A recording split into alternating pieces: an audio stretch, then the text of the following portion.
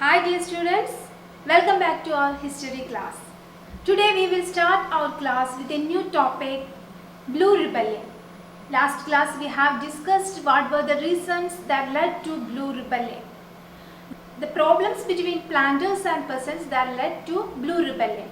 See, March 1859, Bengal, the riots refused to grow indigo, refused to pay rent to the planters, attacked the indigo factories, armed with swords and spears, bows and arrows. Those who worked for the planters were socially boycotted. Gomastas who were Gomastas, they were the agents of planters. They were beaten up by the peasants. They were beaten up by the indigo cultivators. So they would no longer take advances to sow indigo, nor be bullied by the planters, Lathiels. Lathiels means the lathi wielding strong men by the planters. So planters, they were not ready to cultivate indigo for planters, and also they attacked these planters and their trading centers. What were the reasons for this Blue Rebellion? That some reasons we already discussed. See, the indigo riots felt that they had the support of the local zamindars and village headman. We know the role of local zamindars and village headman. These planters, the indigo riots felt that they had the support of this village headman and zamindars. They were also against the planters. Village headman and zamindars urged the riots to resist the planters.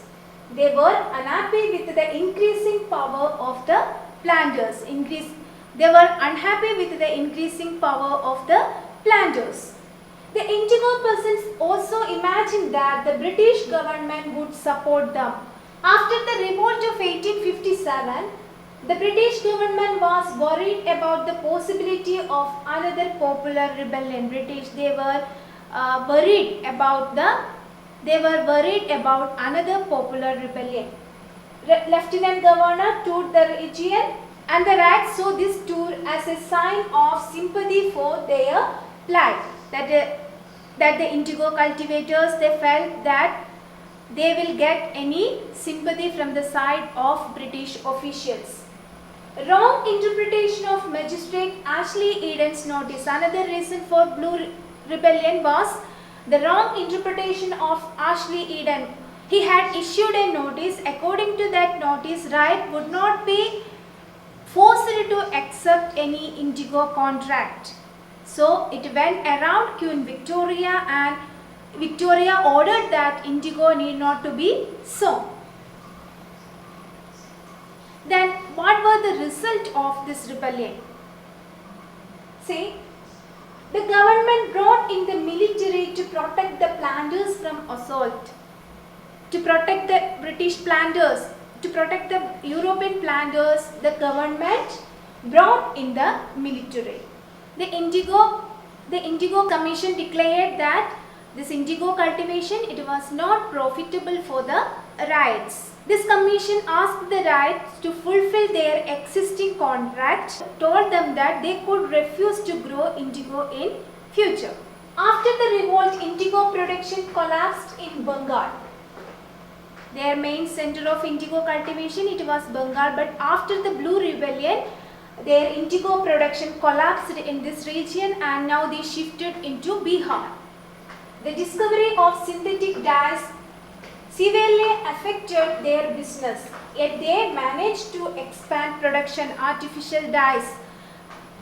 That affected invention of artificial dyes that affected their production, that affected their business. Then we know Mahatma Gandhi, after his return from South Africa, he visited Champaran. There also Gandhiji visited Champaran, and there also he saw the plight of indigo cultivators. So it was the first satyagraha. It was the first satyagraha of Gandhiji in India. It was also against indigo cultivators. So in this chapter we have discussed the various policies introduced by British East India Company to increase their revenue and about indigo cultivation and Blue Rebellion. So with this topic we have covered the chapter ruling the countryside. I hope you all understood. We will meet with another topic. Thank you.